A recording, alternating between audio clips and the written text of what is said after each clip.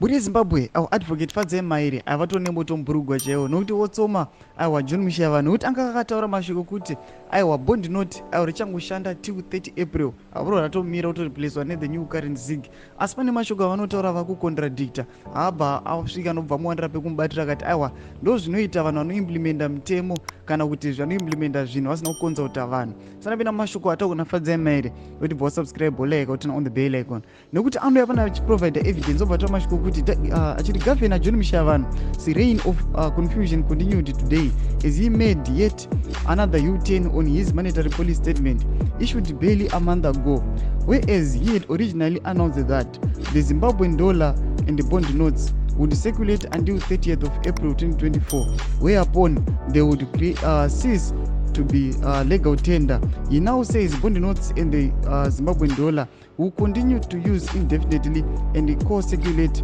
with his ZIG.